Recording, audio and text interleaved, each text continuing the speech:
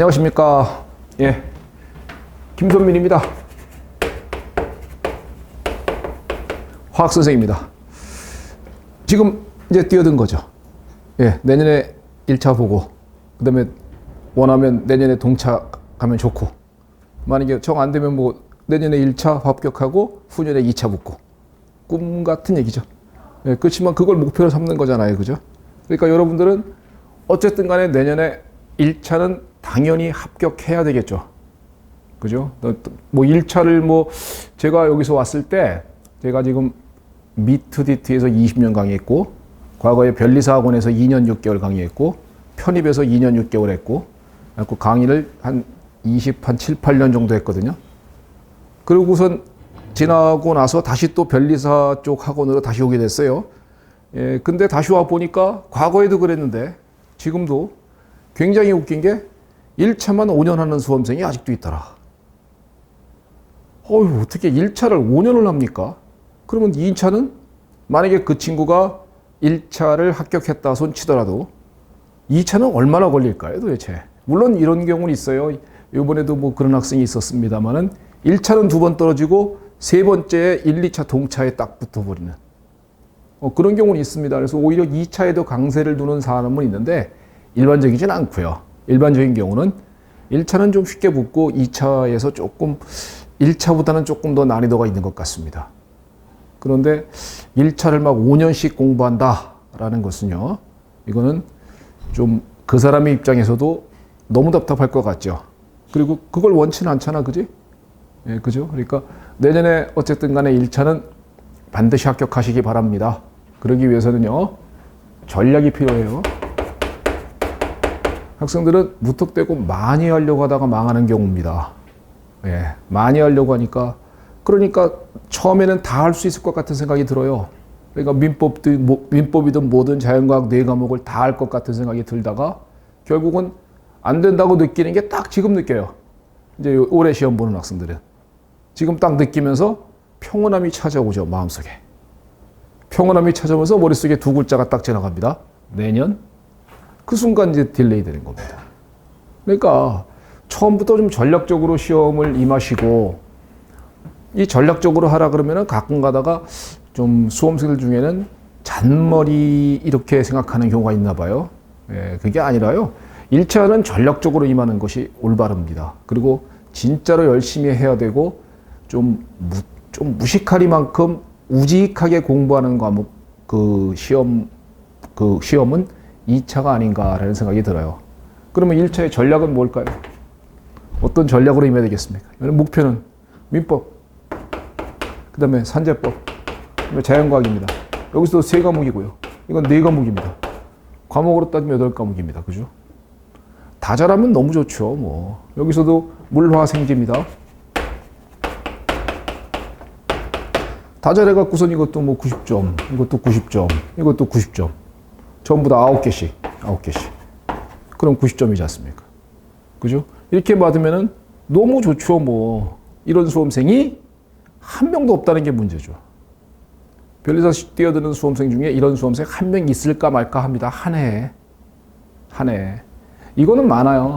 이건 많은데 이거 90점 받는 사람은 거의 없어요. 그런데 학생들은 안 되는 걸 될 것처럼 처음엔 착각한다는 겁니다. 그러니까 이렇게 마음을 먹고 뛰어들어 버리니까 모르는 거 하나에 자꾸 연연하게 되고, 책을 처음에 잡을 때 두꺼운 책을 잡게 되고, 또 화학 같은 경우를 예를 들어 보자면 시중교재를 자꾸 보려고 하는 경향성이 생기는 것입니다. 시중교재 뭐예요? 예를 들면 여러분들이 갖고 있는 대학 교재들이요. 변리사 시험에는 절대 봐서는 안 되는 얘기거든요. 그런데 불구하고 그거를 봐야지만 시험을 볼 수 있을 것 같은 그런 생각을 하게 되고요. 그러다 보니까 나중에는 이런 과목을 오히려 여기서 많은 시간을 투자하다가 이런 과목을 오히려 망해서 떨어지는 그런 경우가 생기는 겁니다. 그러니까 그러지 말고요. 자, 우리 전략적으로 한번 임해 보십시다. 제가 강의 30년가량 하면서 참 안타깝게도 빨리 붙는 수험생도 많이 봤고, 또 정말 더디게 가는 수험생도 많이 봤거든요. 그러니까 더디게 가는 수험생 되지 맙시다. 뛰어들 때 전략이 중요하니까. 자, 어떤 전략일까요? 어떻게 전략을 세우면 되겠습니까? 학생 전략은 뭐예요? 다 열심히 잘하면 좋습니다. 전략은 뭡니까? 잘하는 과목. 예, 잘하는 과목에서 잘해야 됩니다. 잘하는 과목이 뭐라고 생각합니까? 어떤 과목을 열심히 해야 되고 잘해야 된다고 생각합니까? 본인 전공이랑 관련. 본인 전공이랑 관련된 거예요. 전공이 뭔가요? 생명과학. 생명이요. 그러면 요거네요. 요거 10개짜리. 요거 10개네요. 그럼 이거만 잘하고 나머지 망하는 거예요? 아니잖아요. 그죠? 그럼 뭘 잘해야 됩니까? 뭘 잘해야 될까요, 학생? 효율성이 좋은 과목. 효율성이 좋은 과목이요. 그래, 어떤 과목입니까?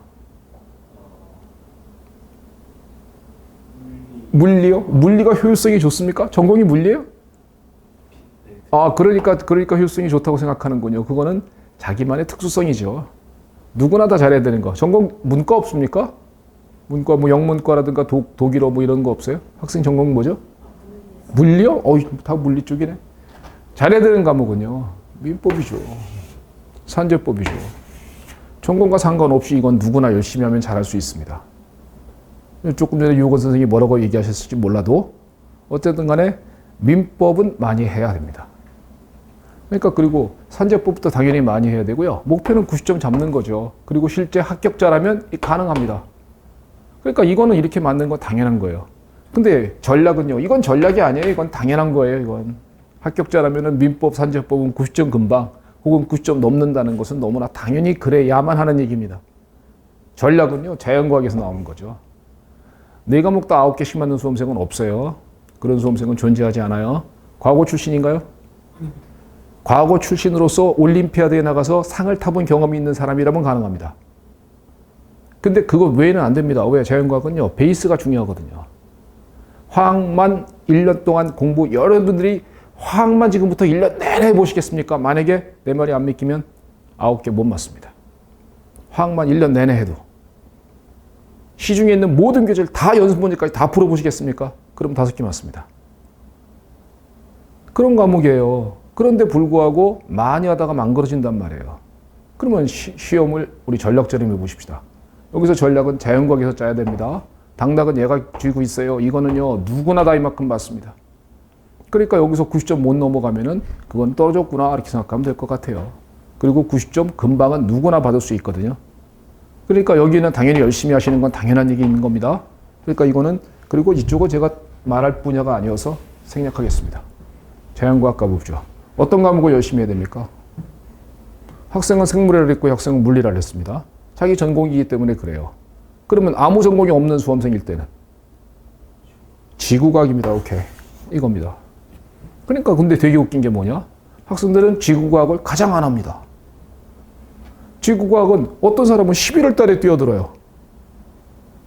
지구과학을 11월 달에 뛰어들으니까 정리를 못 하는 겁니다. 그러니까 이건 진짜로 10개 중에 9개 맞을 수 있거든요. 그리고 시험 문제의 난이도의 수준이 그만큼 맞을 수 있도록 나온다고 합니다.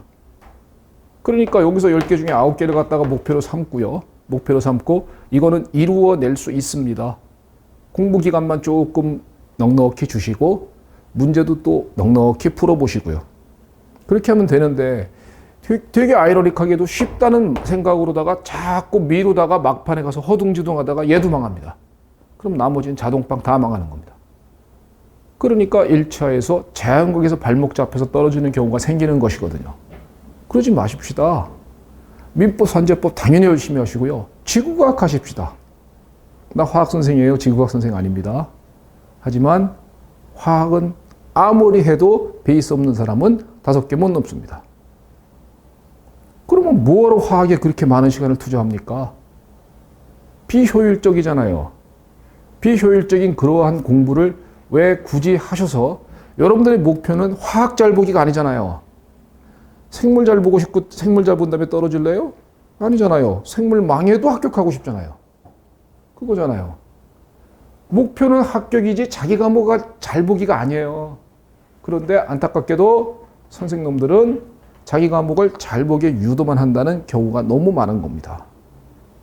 그래서 내가 문제를 왕창 나눠드리고 문제도 많이 나눠드리고 강의도 여러 개를 설강하고 이렇게 해서 학생들한테 계속 화학을 공부하도록 유도하고 그러면 일부 몰지각한 수험생은 와, 저 선생님 되게 열심히 한다 라고 얘기합니다.